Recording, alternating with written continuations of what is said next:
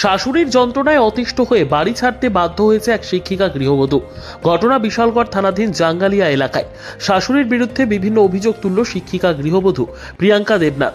সম্প্রতি বছর কয়েক আগে জাঙ্গালিয়া এলাকার মালু দেবনাথের পুত্র প্রসেনজিৎ দেবনাথের সাথে উত্তর ব্রজপুর দরগা এলাকার নারায়ণ দেবনাথের কন্যা প্রিয়াঙ্কা দেবনাথের সামাজিক রীতিতে বিবাহ হয়। বিয়ের পর থেকেই যৌতুকের বিভিন্ন জিনিসপত্র নিয়ে শাশুড়ির দ্বারা বিভিন্নভাবে নির্যাতনের শিকার হতো প্রিয়াঙ্কা। তবে স্বামীর ভালোবাসায় সবকিছু মুখ বুজে সহ্য করে নিত সে। বিয়ের 1 বছর পরে তাদের ঘরে একটি ফুটফুটে কন্যা সন্তানের জন্ম হয়। জানা গিয়েছে স্বামী প্রসেনজিৎ পেশায় চিত্রশিল্পী। বেশ সুনামের সাথে বহু বছর ধরে বিশালগড় থেকে শুরু করে রাজধানী বিভিন্ন জায়গায় রয়েছে আর্ট স্কুল। চিত্রশিল্পে তার স্কুলে ছাত্রছাত্রীর সংখ্যাও রয়েছে অনেক। সেই সুবাদে স্ত্রী প্রিয়াঙ্কা দেবনাথকেও চিত্রশিল্পী হিসেবে তৈরি করে নিয়েছে প্রসেনজিৎ। ইতিমধ্যে সরকারি আর্ট কলেজের মেধা তালিকায় স্থান পেয়েছে প্রিয়াঙ্কা। বিবাহিত জীবনের 8 বছরে স্বামী স্ত্রীর মধ্যে ভালোবাসা রয়েছে দারুণ, যা প্রতিনিয়ত তাদের ব্যক্তিগত অ্যাকাউন্ট থেকে ভাইরাল হচ্ছে। কিন্তু অবাক হওয়ার বিষয় হচ্ছে পুত্র এবং পুত্রবধূর ভালোবাসায় গা জ্বলছে জন্মদাত্রী মায়ের। পুত্রবধূ প্রিয়াঙ্কার অভিযোগ, বিয়ের পর থেকেই তাকে পছন্দ করতেন না শাশুড়ি প্রভা। ছেলের সাথে সংসার করতে দেবে না বলে প্রিয়াঙ্কার বাবার বাড়ির লোকজনদের সামনেই প্রতিনিয়ত হুমকি দিত শাশুড়ি প্রভা দেবনাথ। জন্মদাত্রী মায়ের যন্ত্রণায় পুত্র প্রসেনজিৎ কয়েকবার আত্মহত্যার চেষ্টা করে। যন্ত্রণা থেকে মুক্তি পেতে পরে স্বামী স্ত্রী দুজনেই পিতৃভূমি ছেড়ে ভাড়া বাড়িতে গিয়ে আশ্রয় নেয়। প্রায় 1.5 বছর ভাড়া বাড়িতে থাকে তারা। ছিল না কোনো দুঃখ কিংবা অশান্তি। ভাড়া বাড়ি থেকেই পিতৃভূমিতে আলাদা বসত বাড়ি নির্মাণের পরিকল্পনা নেয় স্বামী স্ত্রী দুজনেই। ঠিক সেই মুহূর্তে 1.5 বছর পর শাশুড়ি প্রভা পুত্র এবং পুত্রবধূকে ভাড়া বাড়ি থেকে ফিরিয়ে আনে জাঙ্গালিয়া নিজ বাড়িতে। কিন্তু প্রিয়াঙ্কার জানা ছিল না, পরিকল্পনা করেই ভাড়া বাড়ি থেকে তাকে বাড়িতে ফিরিয়ে এনেছিল শাশুড়ি ও তার বোন। শিক্ষিকা গৃহবধূ প্রিয়াঙ্কার অভিযোগ, স্বামী প্রসেনজিৎ সবসময় ব্যস্ত থাকে টিউশন নিয়ে, তাই নতুন বাড়ি নির্মাণের সম্পূর্ণ দায়িত্ব স্বামী প্রসেনজিৎ তুলে দেয় প্রিয়াঙ্কার হাতে। আর সেই জায়গাতে তেলে বেগুনে জ্বলে ওঠে শাশুড়ি প্রভা। অভিযোগ, বিভিন্ন পরিকল্পনা করেও ছেলের কাছ থেকে পুত্রবধূকে আলাদা করতে পারছে না শাশুড়ি প্রভা। তাই শেষমেশ বাড়ির এক মুসলিম মিস্ত্রির সঙ্গে প্রিয়াঙ্কার অবৈধ সম্পর্ক রয়েছে বলে এলাকায় খবর ছড়িয়ে দেয় শাশুড়ি প্রভা। দুশ্চরিত্রা কথাটি সহ্য করতে পারেনি শিক্ষিকা গৃহবধূ। আত্মসম্মানে আঘাত লাগায় বাড়ি থেকে চলে যেতে বাধ্য হয়েছে প্রিয়াঙ্কা। প্রিয়াঙ্কা জানিয়েছে, কলকাতা মায়াপুরের উদ্দেশ্যে রওনা হয়েছিল সে। হয়তো ভগবানের নামে বাকি জীবনটা সেখানেই কাটিয়ে দেব ভেবেই চলে গেছে সে। কিন্তু ফোনে স্বামী এবং কন্যার কান্নায় সেখান থেকে ফিরে আসে প্রিয়াঙ্কা। তাছাড়া তার চরিত্রে দাগ লাগানো শাশুড়ির কঠোর শাস্তির দাবি জানায় গৃহবধূ প্রিয়াঙ্কা। সেদিন বলতে আসলে তো আমাদের বিয়ের প্রথম থেকে আমার বাড়িতে সমস্যা। আমার শাশুড়ি মা এবং আমার শ্বশুর মশাই আমাদের এই বিয়েটা মেনে নেয়নি। তো যাক, বিয়েটা হয়েছে, তারপর থেকে ওনাদের যৌতুক নিয়ে সমস্যা। তো যৌতুক নিয়ে সমস্যা, ওনাদের দাবি ছিল ওনাদের ছেলেকে আমরা বাইক বা 1 লাখ টাকার ক্যাশ একটা দাবি ছিল, যেটা আমার বাবা দেয়নি।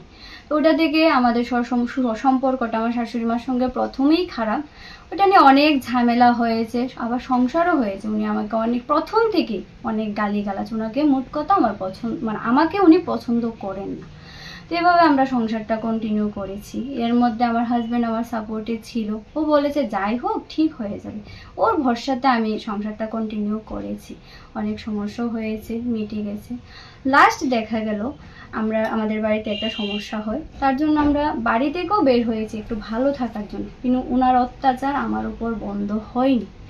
আমি বাড়ি থেকে চলে গিয়েছি। আমরা 1.5 বছরের মতো আলাদা বাড়িতে ভাড়া ছিলাম। উনি আবার আমাদের বাড়িতে ডেকে নিয়ে এসেছে, কিন্তু এসে আবার ওনাদের চক্রান্ত শুরু হয়ে গেছে। আর ওনার সঙ্গে জড়িত আছে ওনার একটা বোন। হ্যাঁ, ওই বোনটা শিবু দেবনাথ। উনি আমার শাশুড়ি মাকে নাড়ে। আর আমার শাশুড়ি মারও যদি একটা সুদের ব্যবসা আছে, টাকার কারণে ওনাদের যত চালবাজি, ওনার টাকাটা নিয়ে ওদের প্রথম থেকেই লুক। তো এই টাকাটার জন্য আমার সংসারটাকে এত নাড়াচাড়া করা আর কি। তো শাশুড়ি। তো আপনি বাড়ি থেকে কেন চলে গেছেন? কেন বাড়ি থেকে? বাড়িতে চলে গেছি বলতে, আমার বাড়িতে আমি নতুন একটা ঘর উঠানোর স্টেপ নিয়েছি। আমার বাড়ির ঘর মোটামুটি কমপ্লিট।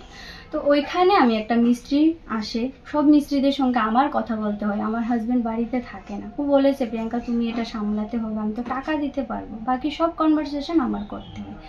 আমার শাশুড়ি মা কোনোভাবে আমার সঙ্গে আর পেরে উঠছিল না। এবার উনি আমাকে বদনাম দিয়েছে, তা আমি নাকি মিস্ত্রিগুলো, ওরা হচ্ছে মুসলিম, পাশাপাশি ওরা মিস্ত্রি, আমার ওদের সঙ্গে কি সম্পর্ক থাকতে পারে? উনি এবার লোক ডেকে ডেকে এনে দেখাতো, আমি ওদের সঙ্গে কথা বলি। উনি যেভাবে মানুষকে বুঝিয়েছেন, দেখিয়েছেন, এবার লাস্টে কি করলো, উনি আমার উপর মানে আঘাত করা শুরু করেছে। আমি নাকি এই করেছি, আমি নাকি মিস্ত্রিদের সঙ্গে আমার দুষ্টামি, খারাপ কিছু সম্পর্ক উনি নাকি দেখেছেন, এই করেছেন সেই করেছেন, মানে পুরো পাড়া রটিয়ে দিয়েছে। যে আমার মিস্ত্রিদের সঙ্গে খারাপ সম্পর্ক, এবং পার্টিকুলার একটা নামও উনি মেনশন করেছেন যে ওর সঙ্গে আমার খারাপ সম্পর্ক। তারপর উনি কিছু লোক ডেকেছেন। মানুষ যখন জানাজানি হয়ে গেছে, এই জিনিসটা আমার আর ভালো লেগে ওঠেনি, তাই আমি বাড়ি ছাড়ার স্টেপ নিয়েছি। আর উনি তো প্রথম থেকেই চাইতেন, উনি বলেছে তোকে আমি আমার ছেলের সঙ্গে সংসার করতে দেব না। এর এর কি কারণ? এই যৌতুকের জন্য? যৌতুক, পাশাপাশি আমাকে ওনার পছন্দ ছিল না প্রথম থেকে ওনার সঙ্গে আমার বিবাদ। উনি আমাকে বাবার বাড়ি ঠিক মতো আসতে দিত না। আমি অনেক সবটাই মেনে নিয়েছি, যেহেতু আমার একটা মেয়ে সন্তান আছে।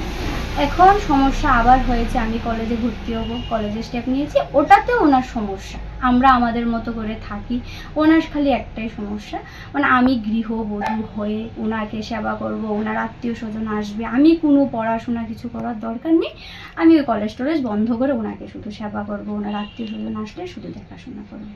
আমার কলেজে যাওয়াটা নিয়ে সমস্যা, সেখানে নাকি আমি খারাপ কাজ করতে যাবো। আমি একটা গভর্নমেন্ট আর্ট কলেজে ভর্তি হয়েছি, সেখানে ওনার বাধা, তো ওটা নিয়ে আবার সমস্যা তৈরি হয়।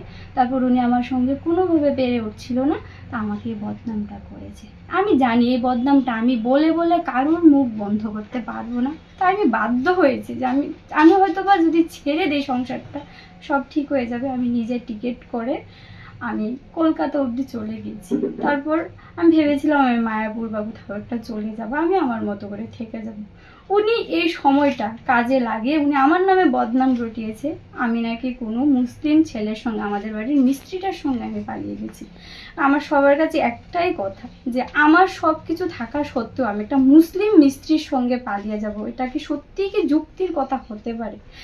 এখন আমি তো এই সোসাইটিতে যে আমার বদনামটা রটেছে, আমি সেটা কোনো দিনও মুছতে পারবো না। কারণ আমি সবার কাছে একটাই দাবি, সবার কাছে আমি রিকোয়েস্ট করে বলছি যে আমার যে বদনামটা হয়েছে, আমি চাই আমার শাশুড়ি মা এটা যেভাবেও বন্ধ করতে হবে, কারণ আমি আমার বদনামটা কোনো দিন বলে বলে মানুষের মুখ বন্ধ করতে আচ্ছা, পারবো আপনার না। শাশুড়ি একটা অভিযোগ করেছে আমাদের কাছে যে আপনি নাকি দা নিয়ে ওনাকে মারতে গিয়েছিলেন।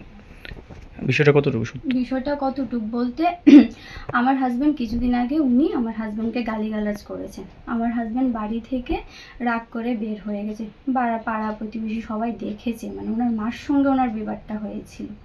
তারপর আমাকে মানে ওনার বোনকে উনি ফোন করেছে যে আমাকে এসে মারার জন্য, ওনার পুরো যত মানে শক্তি লাগে ওনার ভাই বা বোন টোন সবাইকে। তখন আমি কি করেছি, আমাকে যখন মারতে আসবে বলেছে, আমি বলেছি যে এবার যদি দাও নেই, আরে ওরা যদি আমাকে মারতে আসে, আমি সত্যি এবার দাও নিয়ে এবার মারামারি হবে, কারণ আমার হাজব্যান্ডকে তো আমি খুঁজে পাচ্ছি না, পাক্কা 3 ঘন্টা হয়ে গেছে।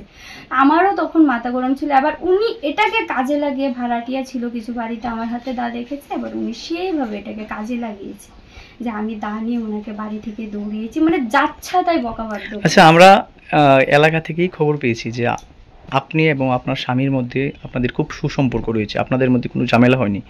তো আপনি স্বামী বা বিভিন্ন ক্ষেত্রে আপনার স্বামী আপনাকে খুব সাপোর্ট করছে, তো আপনার স্বামী যেহেতু আপনার পাশে আছে, তখন আপনি কেন বাড়ি থেকে চলে গেছিলেন?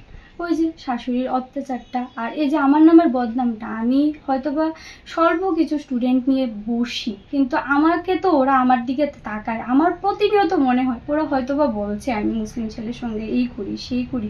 এই বদনামটা নিয়ে এখানে থাকাটা আমার জন্য আর ভালো লেগে উঠছিল না, তাই আমি সবটা এখন কি ছেড়ে চাইছেন দিয়েছি। আপনি?